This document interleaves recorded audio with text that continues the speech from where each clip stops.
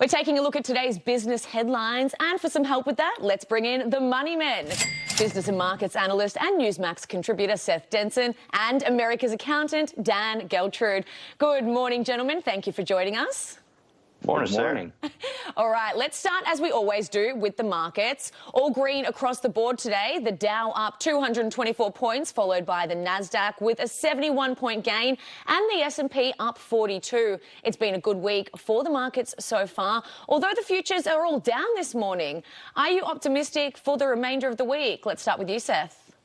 Yeah, all good things must come to an end. I'm not all that optimistic for the remainder of the week. In large part, we had a batch of big tech earnings that came out late yesterday. Facebook, one of those, bringing their shares down, bringing with it tech stocks down, and NASDAQ futures are down today. And you got Amazon their reporting is supposed to come out later today. Analysts are not expecting good news. If that changes and analysts are wrong, that's good news. Amazon could lift the markets back up out of this, but I'm not optimistic about it. And Dan, just very briefly, what about you? Well, tomorrow we're going to have some jobs numbers, and it looks like they're going to be pretty bad. So I don't expect the market to react too kindly to that, although I don't know why it should matter. It's behind us. Let's keep looking forward. All right. And Seth, the new bipartisan bill would extend current truckers' CDL licenses and make getting one much easier.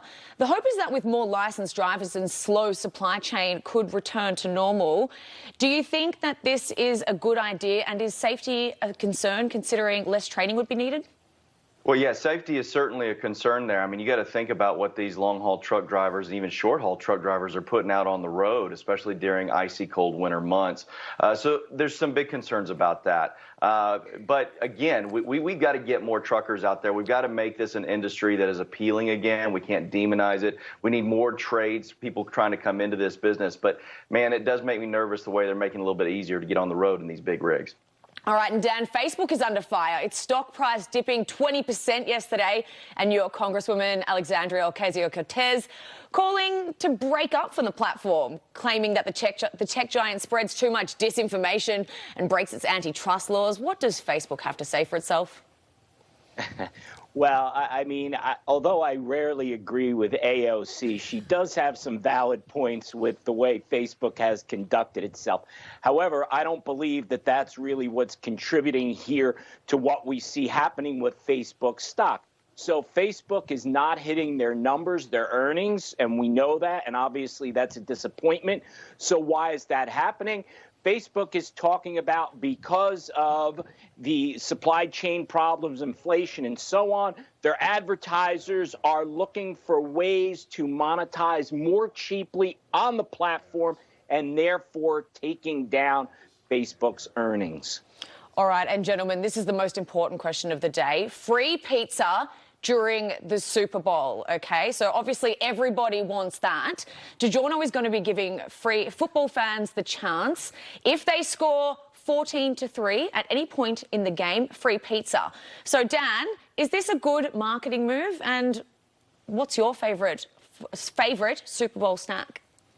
All right, wait a minute. Did you say free pizza? Yes. Because that's already got my attention, so my answer is yes. The marketing works. Look, pizza is my favorite of the 7 food groups, so I'm all in on this campaign. As far as what's my favorite snack for the Super Bowl, probably be a shorter list to go with what I don't like. However, I'll go with pigs in a blanket as my favorite Super Bowl snack. Pigs in a blanket. What a weird name for a snack. I do have to let you go, but Seth, we have to get your favorite snack first. I'm going to go with probably buffalo wings. Yeah, it was just a good staple there. All right, fair call. Guacamole, too. Guacamole? Oh, everyone loves guacamole. How could you possibly go wrong? All right, thank you, Seth and Dan. It's a pleasure having you.